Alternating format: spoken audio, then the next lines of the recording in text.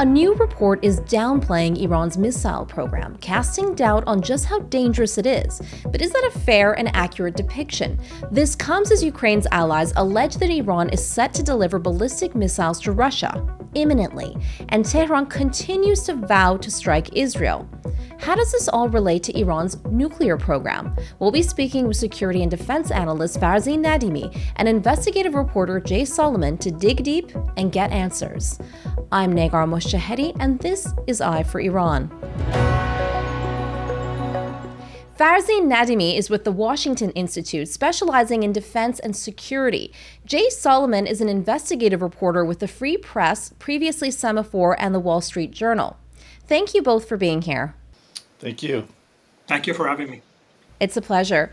Now, a new report from the James Martin Center for Non-Proliferation Studies, shared with the Associated Press exclusively, suggests that one of the advanced missiles Tehran has is far less accurate than previously thought. Now, there are two things here that are important. Number one, Iran is still vowing to attack Israel after the assassination of Hamas leader Ismail Haniyeh. And number two, Ukrainian allies say Iran is providing Russia with ballistic missiles. Now, some policymakers may conclude that, after this report, that maybe Iran's missile program isn't so dangerous. What do you make of the report? Farzin, we'll start with you.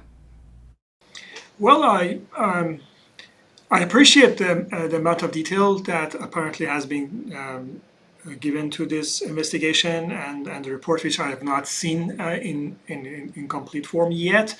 However, I would suggest that to analyze the precision, accuracy of the Iranian missiles, and we need to see the whole picture. And the whole picture goes back several years. And at least since 2017, Iran has been using ballistic missiles attacking neighboring countries with fought a series of solid propellant missiles fired at targets in Syria and Iraq, and in several occasions they were very accurate. In fact, in 2018, they managed to strike the very room in a certain building in Iraqi Kurdistan where a group of dissident Iranian Kurdish group were meeting, and they managed to kill and injure several of the dissident Kurdish members of that party. And in other occasions, yes, in 2017, for example, those missiles were less than accurate, and they failed to strike the intended target, or at least what we believed was the intended target. This is a problem. We never know what actually was the target, the aim point for those particular missiles, and therefore we base our analysis on our assumptions that certain building or certain facility, part of a facility, was the target, and therefore if a missile missed to hit that particular endpoint, then it was a great miss in our opinion. I think we have to consider various possibilities, various endpoints, and in this case, we have to see the whole picture. That yes, Iran it was almost actually the first time that they were trying to hit targets at the almost maximum range of their missiles. Therefore, the longer the range of a missile, the less accurate they are. That is a matter of fact. I think that's a learning curve that the Iranians are also experiencing. And sorry to interrupt, they said that it was 500 miles that they had advertised, but in fact, according to this report, based on one type of missile, it was indeed 1.2 kilometers. Now, I'm not a technical or military person, but 1.2 doesn't seem so bad. Well, yes, for a precision-guided missile, since 2015, Iran has been claiming that their Emad missile, that particular type of missile that has a range of almost 2,000 kilometers and a separating warhead with maneuvering fins that they claim that it can maneuver all the way to the target. And they claim it has accuracy of better better than 50 meters. The latest claim that they made is the accuracy of 10 meters for the entire range of their ballistic missiles, whether they are 300 kilometers range or 2,000 kilometers. So this is what they claim. And considering that what was their claim, these missiles didn't reach their intended targets or even close to them. However, if that was the intended target, the center of the base, those hangars that house the F-35 prized Israeli F-35 stealth fighters. However, it is possible that other parts of the base were the actual endpoints for those particular missiles, and they hit not very far from them. I did some measurements, and some of them were as close as 200 meters to possible endpoints. Wow, that's fascinating. And Jay, just as an investigative reporter, what was your reaction when you saw that report? I thought it was really interesting as far as, how much research went into it.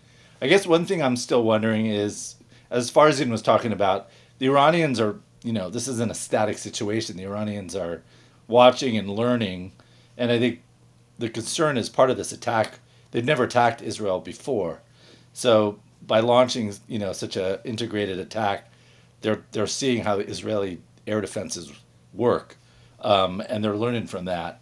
And, maybe they didn't hit everything as precisely as they wanted to, but the next attack, given what they've learned, is probably going to be potentially more sophisticated and more precise. So because it was really like a maiden attack by the Iranians, I think they're really going to be watching and listening and learning, and I think that's what's kind of disturbing as we kind of wait and to see how the Iranians are going to respond to the assassination of Hania in Tehran. I mean, the wait could be that they are worried that they're not going to be, if they do another attack and it fizzles, their deterrence will somehow be lessened, because we'll see that. But I think all of this is playing into this waiting game of how and why and where might the Iranians actually retaliate for the Hania attack.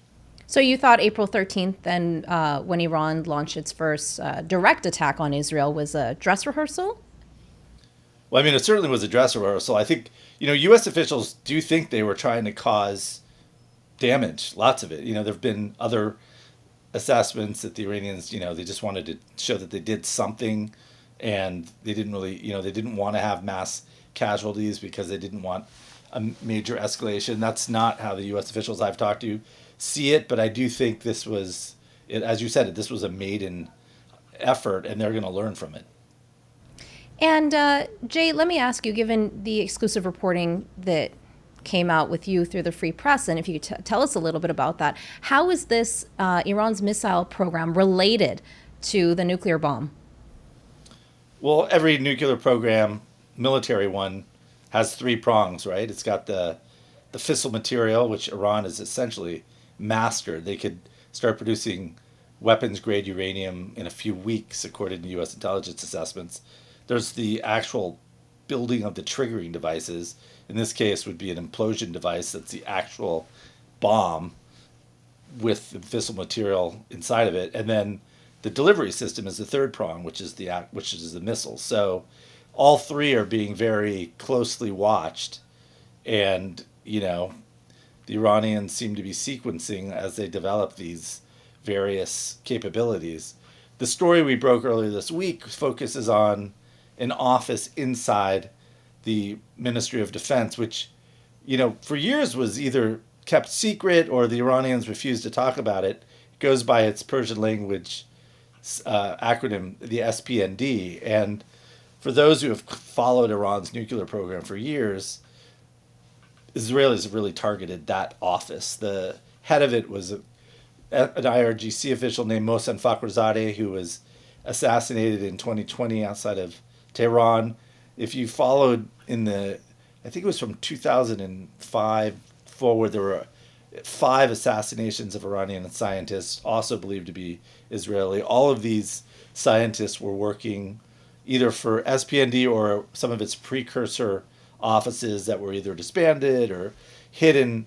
So this office has been the focus of a while of this is where the weaponization work has happened. And in May, the Iranian Majlis Parliament put this law out, sort of making very public SBND's activities. It doesn't overtly say we're building nuclear weapons, but it's been set up as in honor of Fakhrizadeh. They name him as, his work will be continued, and the law expands the work of this office, gives it more funding, and said it has open, virtually unlimited funding. And if you look at these three pillars of Iran's program, the missiles that we've been talking about, the fissile material, and then actual weaponization work, the fact that SPND is now kind of being ramped up is very troubling. Farzin, given your background, can you tell us a little bit about your thoughts on Jay's reporting and how that could relate to potential future attacks by Iran as we await a potential reaction to the assassination of Ismail Haniyeh? And again, all of this news that Iran is sending ballistic missiles allegedly to Russia. I think Jay's report, as always, is fascinating with lots of detail, and it takes us through the process of weaponization in Iran's nuclear program, and how this SEPAND organization developed under the leadership of Mr. Fakhrizadeh, and how now the Iranian parliament is giving it a new lease of life, let's say, by making it an independent organization, and much following the lines of the U.S. the DARPA project. And I think that's Iranian DARPA, and they will try to inject more funding into this organization. And while doing that, they will give the Sapan the luxury of not being accountable, and they will undergo more secret projects without any oversight and without any transparency, and that could very well be play a major part as before, as in the early 2000s, in any Iranian nuclear military project.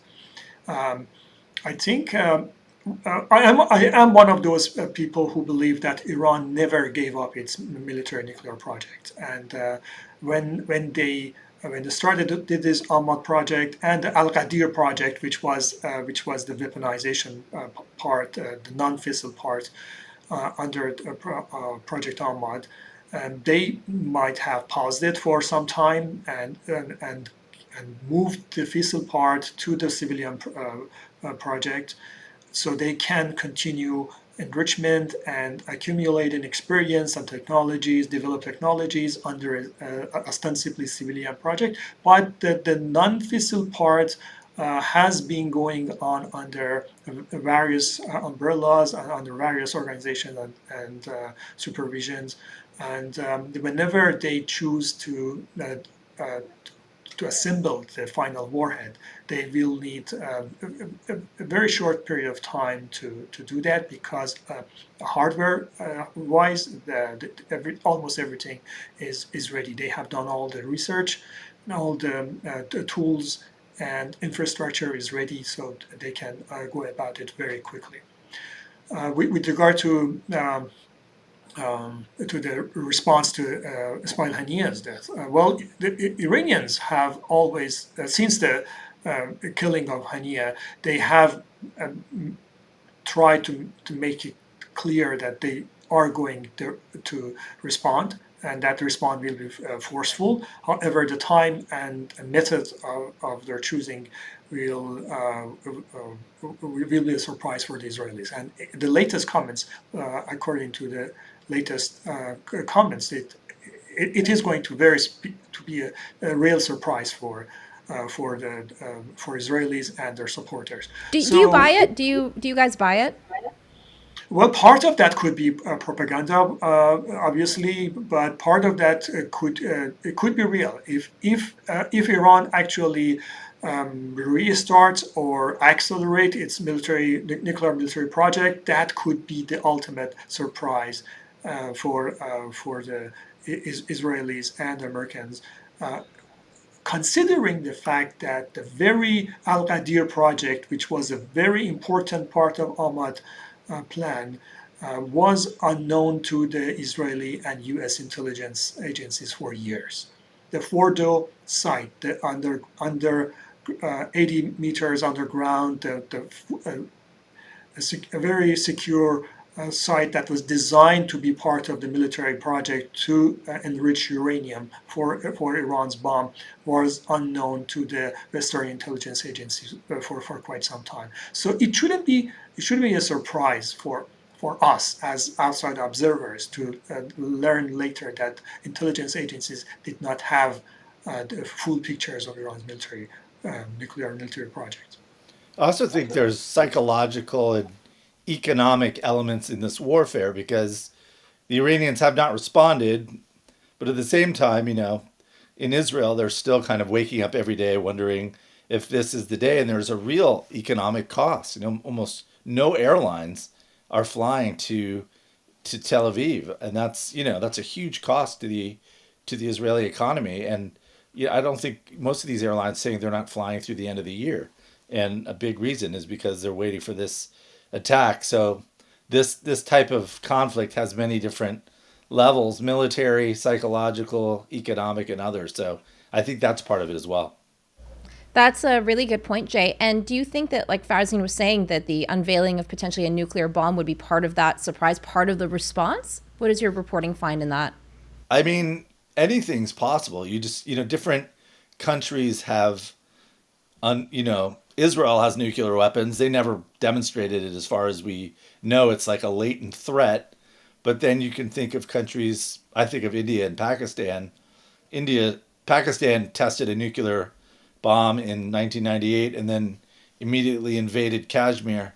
And having the nuclear bomb was sort of a deterrent against the Indians. So, I think one of the big questions is Iran going to be content just to being kind of on the edge and having that latent capability and that threat and keep people guessing, or do they think there's going to be some strategic reason for actually having displaying this capability and being able to use that maybe in conventional way? I think a lot of people think if Iran does go across the nuclear threshold, it might be used more to embolden its conventional forces than actually using weapons directly.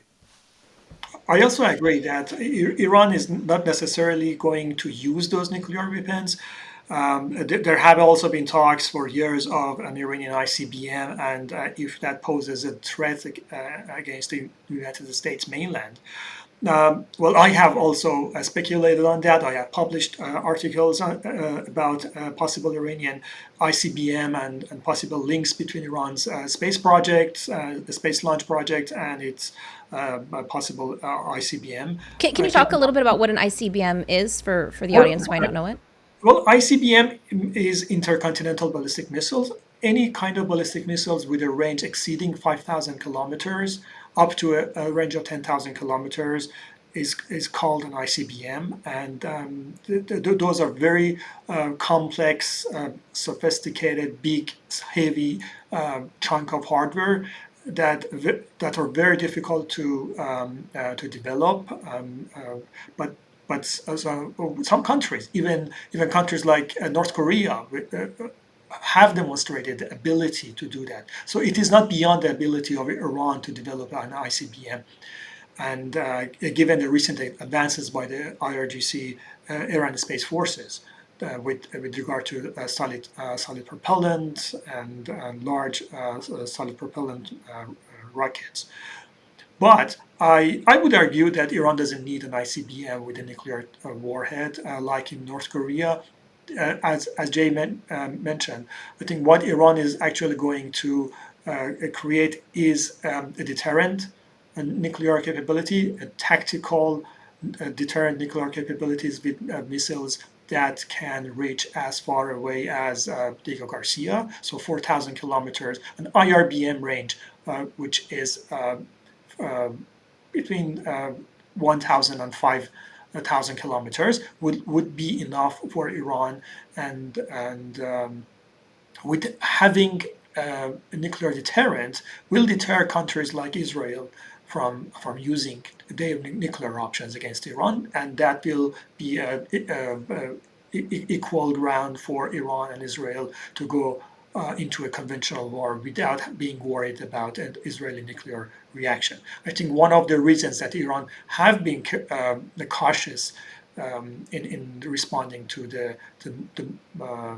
most recent killing inside Iran is a possibility that Israel might want to use its unconventional weapons against Iran, or some kind of a warning that Iran might have received. So with the nuclear capability, even a small arsenal of four, five missiles with nuclear warheads in hardened shelters and silos, which Iran, by the way, has developed in recent years, Iran for Iran it would be enough to deter its enemies, potential enemies, from using nuclear weapons against them.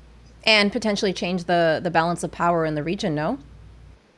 Well, if Iran then goes and tries to use its proxies, regional proxies, and pose a 360-degree all aspect multi-domain threat against Israel, that could potentially change the calculus of power in the region. However, we have to consider the fact that the United States will support Israel in any scenario, and I think that that should be emphasized, and that should continue to keep the balance of power at least as it is.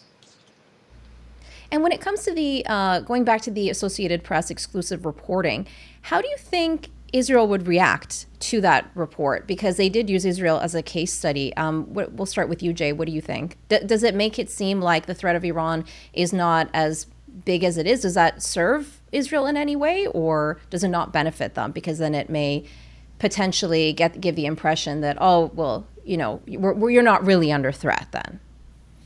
I mean, honestly, I think that, the Houthis took out or hit two tankers in the Gulf just this week, including, I think, a Saudi flagged one. So I don't know. I don't think anyone at this stage is kind of doubting the lethality of the Iranian access throughout the region. So, a report saying some of the missiles or the drones weren't as accurate, I doubt that's kind of going to alter much of the Israeli military planning, because, the threat is really this ring of fire, whether it's Hezbollah in the north or these militias inside Syria, obviously Hamas and Islamic Jihad.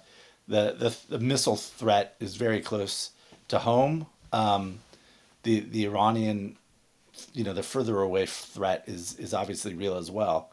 I think they are concerned, the Israeli side, that that first round really is an opportunity for the Iranian side to learn how Israelis' missile defenses work, and I think it will be difficult probably to maintain such a coalition. That April attack, you had the U.S., you had the Russians, you had the U.S., you had the Brits, you had the French, you had some of the Arab states all unified in this defense reaction. How long will they be able to maintain that? The British have cut off some military supplies to Israel this week over Gaza. So I think everyone's kind of taken that attack as a learning curve as the conflict goes forward, and no one's kind of breathing easily that maybe the first wave wasn't as accurate as some feared. And Farzin, how big a deal are ballistic missiles in the grand scheme of things, if most of them can be intercepted, when it comes to warfare?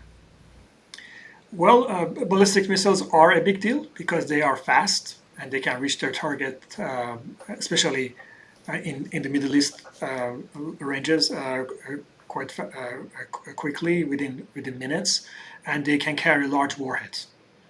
Large warheads with high explosive, and they some of them can wipe out an entire block with conventional weapons, and they can also carry, obviously, unconventional payloads, nuclear and biological and chemical warheads.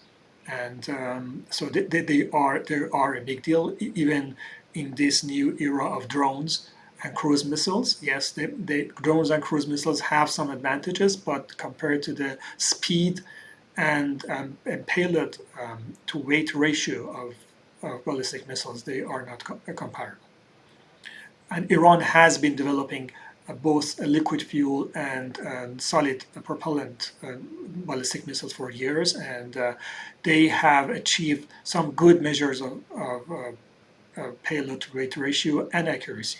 Well, that accuracy have not panned out very well occasionally, but in the case of the Al-Assad strike in January 2020, we saw that at least those solid propellant missiles at the ranges, at closer ranges, have been very accurate and very dangerous.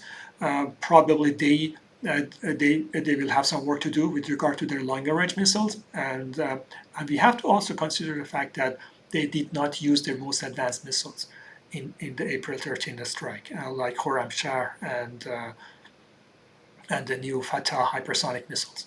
And the hypersonic missiles, those are the new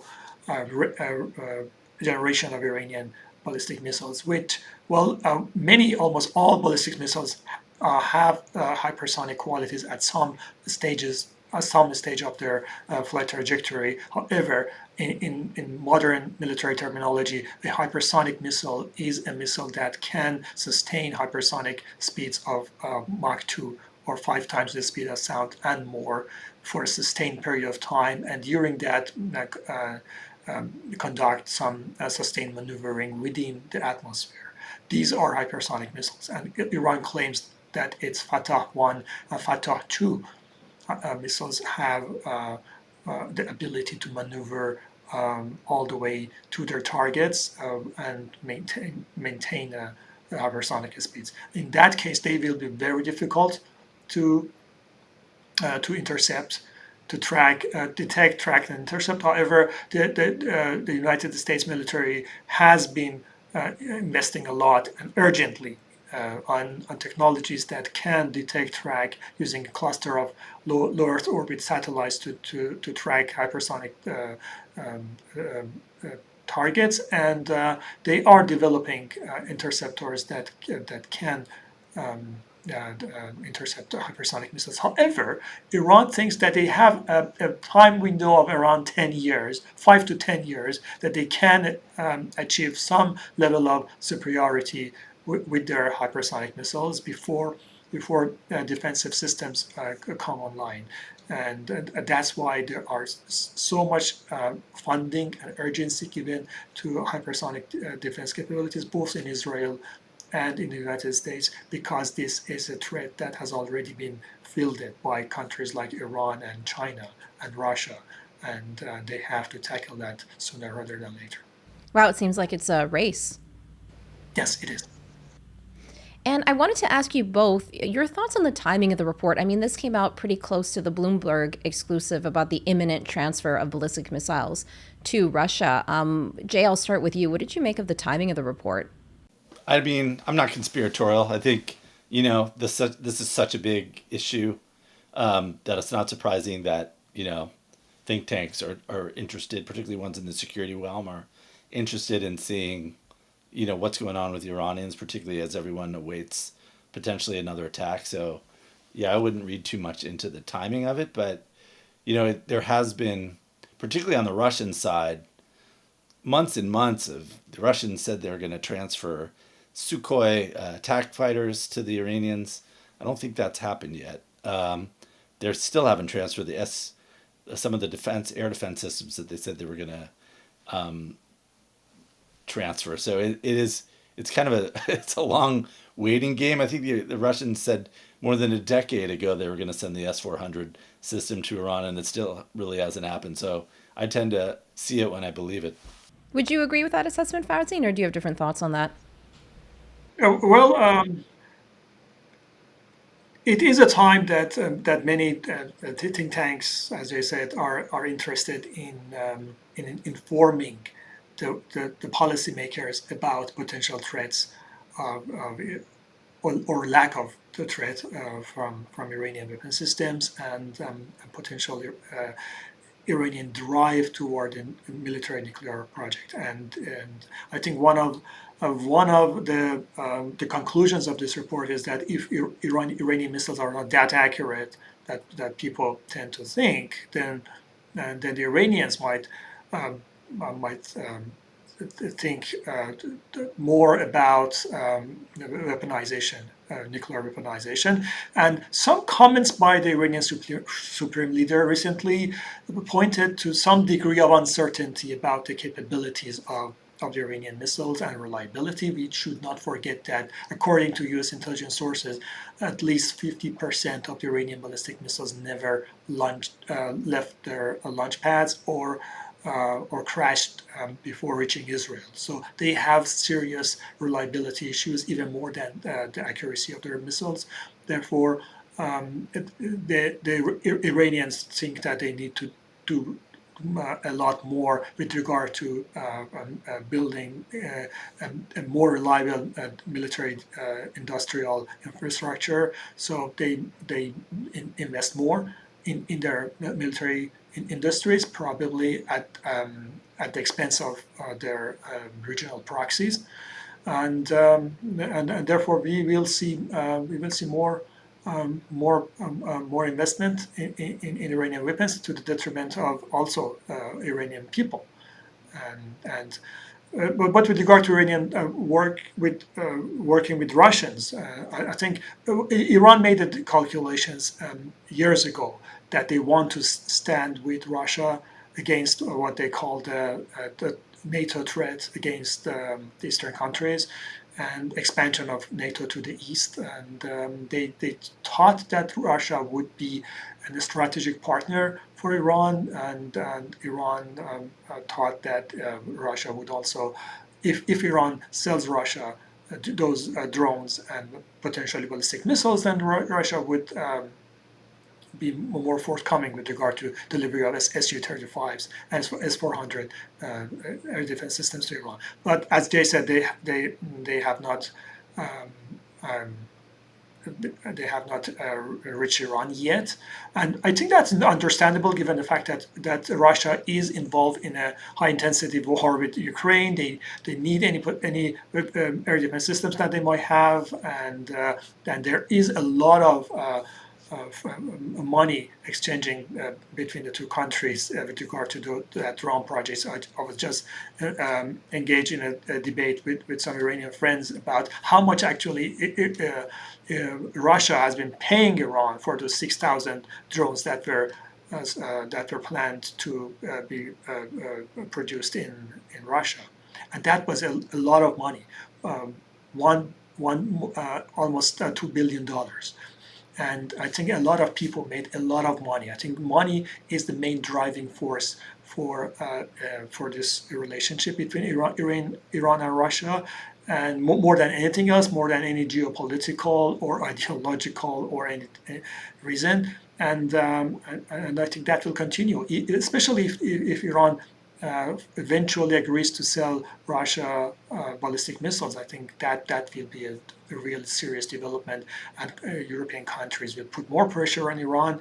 But I don't think that those pressures will be enough, and probably Europeans will need to consider laying a defensive umbrella over Ukraine.